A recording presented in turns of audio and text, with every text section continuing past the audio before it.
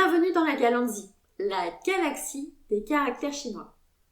Aujourd'hui, nous allons découvrir un radical ultra commun, c'est Kao.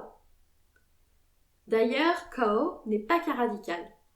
Vous allez faire d'une pierre deux Kao parce que c'est aussi un caractère. Ce radical est utilisé pour une action ou un objet qui a un rapport avec la bouche, même symbolique. On le retrouve assez logiquement dans les verbes mordre, crier, manger, mais aussi pour des concepts plus éloignés où Kao représentera une fenêtre ou un trou. La prononciation du radical, vous l'aurez compris, est la même que le caractère. Kao au troisième ton. On le retrouve souvent sous sa forme carrée, qui est sa forme de base.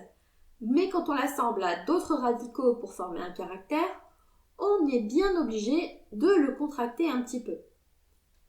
Ne soyez donc pas surpris de le retrouver sous forme de rectangle, vertical ou horizontal. D'ailleurs, attention à ne pas le confondre avec wei, l'enclos, qui généralement contient d'autres éléments, alors que la bouche, elle, reste désespérément vide. Vous avez besoin d'un peu d'aide pour vous rappeler de Kao? Voici une histoire courte. Coco était une cowgirl, connue pour manger beaucoup de couscous, de kouglof et de cookies. La bouche de Coco en devint si grande qu'elle n'avait plus de cou.